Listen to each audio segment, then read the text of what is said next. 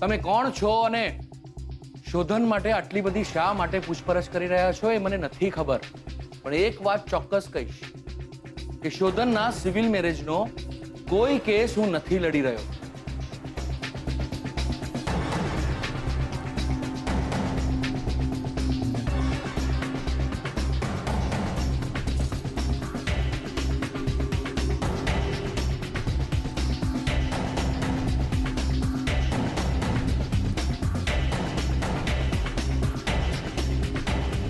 શું થયું? આજે હું શોધનના વકીલને મળી, વાત કરી મેં એમની સાથે, પણ એ કોર્ટમાં શોધનના સિવિલ મેરેજના કેસ માટે નહોતા ગયા. શોધનનું કોઈ બિઝનેસનું કામ હતું, એના માટે એ લોકો કોર્ટમાં ગયા હતા. ઓહો કલ્પના, હજી તું અહીંયા જ અટકી છે? કૈલાશ પંડિતજી. શું પંડિતજી? હા, શું પંડિતજી?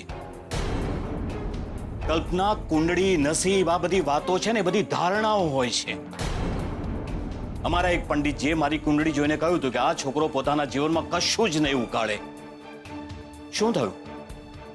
આજે હું સુખી છું. એટલે આ બધી વાતો છે ને ખોટી પણ પડી શકે છે. પણ સાચી પડી ગઈ તો? શ્રુતિના નસીબમાં સાચે જ બીજવાર હશે તો? શોધનની જિંદગીમાં સાચે જ કોઈ બીજી છોકરી હશે તો? હવે આનો જવાબ તો શોધન જ આપી શકે. પૂછીશ, હું શોધનને પૂછીશ. શું શોધનને પૂછીશ? હા? અરે કલ્પના, દીકરી આપવાની છે ઘરમાં. એ લોકો ભલે આપણને છોકરીવાળા ન ગણતા હોય, પણ એ છોકરાવાળા છે. શોધન શ્રુતિ સાથે લગ્ન કરવાનું છે, અને જો એને બીજી કોઈ છોકરી ગમતી હોત તો એ શ્રુતિ સાથે લગ્ન કરવાની હા શું કામ પાડે? કલ્પના, આ નવું જનરેશન છે. 100 વાર વિચાર કરીને એ લોકો હા પાડતા હોય છે, અને ના પાડવી હોય ને તો સગા બાપની પણ શરમ નથી રાખતા.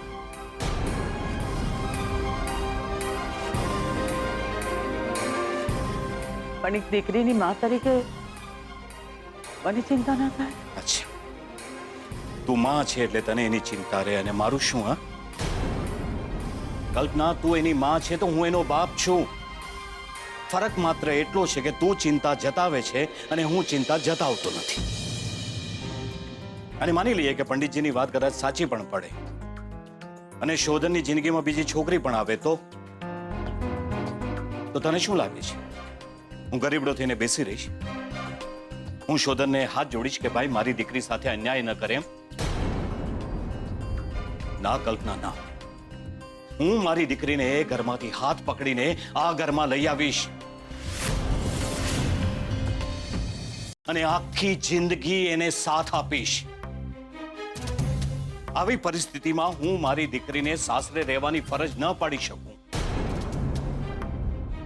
અને માનો કે એવું કંઈ પણ બન્યું તો શોધન અને એ છોકરીનું જીવવું હરામ કરી નાખીશ.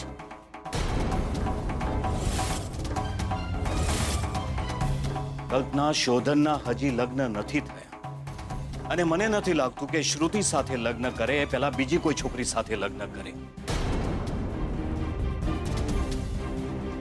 કારણ કે લગ્નની આડે હવે કેટલા દિવસ બાકી રહ્યા છે. એટલે તું ચિંતા નહીં કર, ટેન્શન નહીં લે. ધામધૂમથી લગ્ન કરવાના છે આપણે આપણી દીકરીના.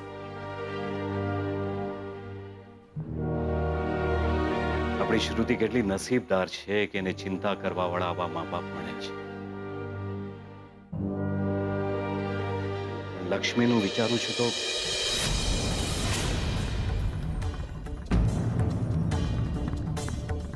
એની કુંડળીમાં ન તો મા બાપનું સુખ છે, ન પતિ. તો સારું છે કે જીગર એની સાથે લગ્ન કરવા તૈયાર થયો છે. બાકી લક્ષ્મીની કુંડળીમાં પણ બીજવર જ કહેવાય.